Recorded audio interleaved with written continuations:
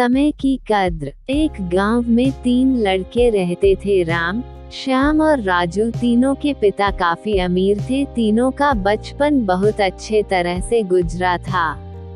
उनके माता पिता कभी भी उनकी कोई भी मांग को अनदेखा नहीं करते थे। राम के पिता सरपंच थे, श्याम के पिता एक कारोबारी थे और राजू के पिता एक किसान जमींदार थे। छोटी उम्र से ही उन सबको लाड प्यार ने ऐसा बना दिया था कि ना तो उनको मेहनत का पता था और ना ही उनको समय की परवाह थी। अक्सर वह सारा दिन बस घूमते रहते थे। नशे और अन्य भोगविलास में डूबे रहते थे, जिससे उनके गांव वाले भी दुखी थे। सरपंच और बड़े लोगों के बच्चे होने के कारण उनकी कोई शिकायत कर पाने की हिम्मत नहीं कर पाता था, जिससे उनका मनोबल और बढ़ गया था।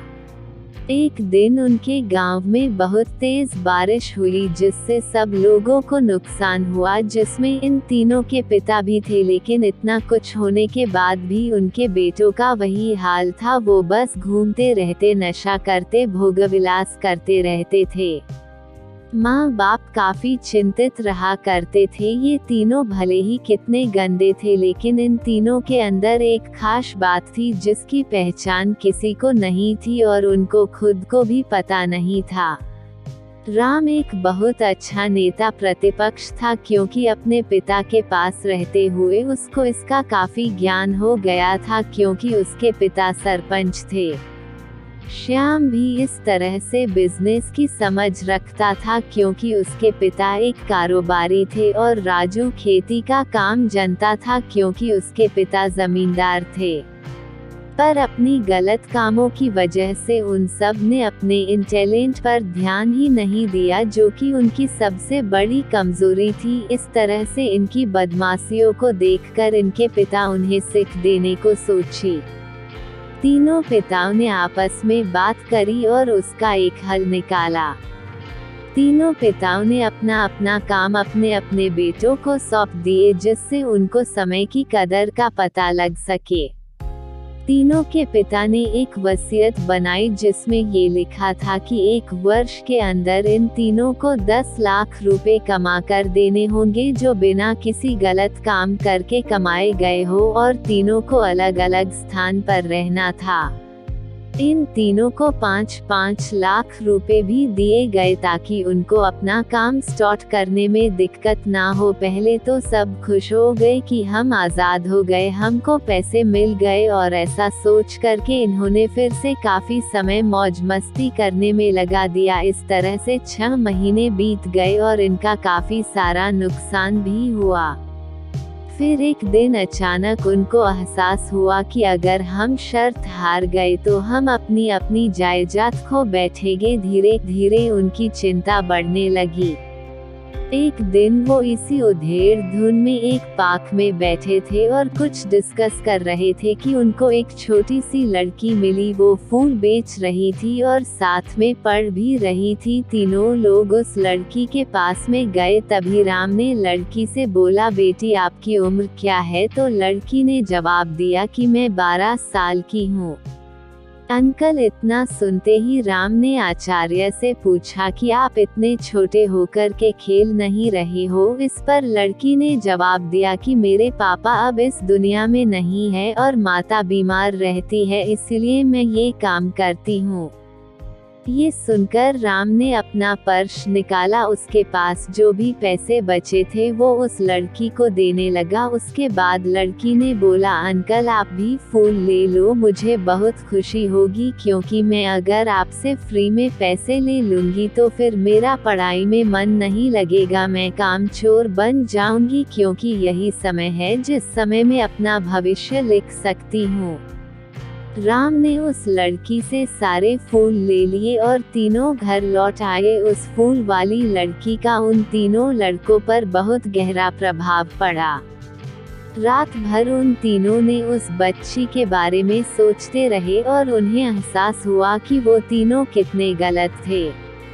तीनों ही दोस्तों को एहसास हुआ कि आज भी उनके पास 6 महीने का समय है अपने पिता के दिए गए काम को पूरा करने का और भविष्य बनाने का। इसी दौरान सबने सोचा कि अगर बचे हुए समय का सही उपयोग करें तो अभी भी बहुत कुछ किया जा सकता है। इस तरह बाकी दोस्तों ने भी सोचा और दूसरे समय में आकर काम तलाशने लगे, पर उनके शर्त में एक शर्त ये भी थी कि उनको जो भी काम करना है वो अपनी पहचान बताए बिना करेंगे, जिससे ये साफ था कि उनको काम नहीं मिला। और जब काम नहीं मिला तो उन्होंने सोच लिया तो अब वो अगर कुछ भी करेंगे तो अपने गांव में जाकर ही काम करेंगे। भले ही उनके पिता कुछ भी सोचे, लेकिन फिर भी अपने गांव में जाएंगे और अपने गांव में कुछ नए काम करेंगे, भले ही उनको अपने पिता के वसीयत ना मिले। तीनों लड़के अपने गांव में फिर से आए और अपने अपने पिताओं से जाकर के मिले और उन्होंने अपने अनुभव के बारे में बताया और बोला कि वो आगे से ऐसी गलती नहीं करेंगे और वो उन्हें माफ कर दे। लेकिन पिता तो शर्त पे ही अड़े थे। लड़कों को कोई दया नहीं मिली। तीनों को फिर से दुख हुआ कि तीनों को अपनी गलती की एहसास होने के बाद भी उनके पिता उनका सपोर्ट नहीं कर रहे हैं और फिर से वो रात भर सोचते रहे कि अब क्या किया जाए। तीनों ने मिलकर एक स्कीम निकाली। राम अपने मित्रों के साथ में मिलकर लोगों की प्रॉब्लम को सुलझाने लगा, जिससे उसको गांव की समस्याओं का ज्ञान हुआ। इसी तरह श्याम भी गांव के विकास के लिए नए नए तरीके सीख गया और राजू को किसानों और बीजों का ज्ञान हो जाने से उसको काफी फायदा हुआ। तीनों ने मिलकर अपने बाकी पैसों को सही ढंग से सही जगह लगाकर गांव को एक नया रूप दे दिया। उनकी कड़ी मेहनत से गांव के लोग क्या दूसरे शहरों के लोग भी उनकी तारीफ करने लगे। उनका गांव तरक्की करने लगा। नई तकनीकों के कारण हर वर्ग के लोगों से उनका जुड़ाव होने लगा और एक समय आने के बाद उनके पिताओं ने भी उनको माफ कर दिया। इस तरह से दोस्तों उन तीनों को समय की कीमत का अंदाजा हुआ कि पहले वो कितना समय बर्बाद कर रहे थे, लेकिन जब से उनको समय की कीमत का अंदाजा हुआ तब से उन्होंने समय को बर्बाद नहीं किया और काम करके पैसा कमाया, नाम कमाया और ये सीखा ईमानदारी से जिंदगी कैसे जीते हैं।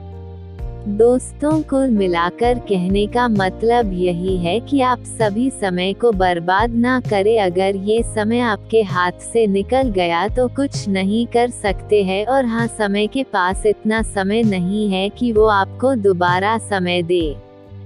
समय बर्बाद करने का हजारों तरीका है, लेकिन आप ऐसा कोई तरीका चुनिए जो आपकी जिंदगी बदल दे, इस समाज की जिंदगी बदल दे, इस देश का भविष्य बदल दे।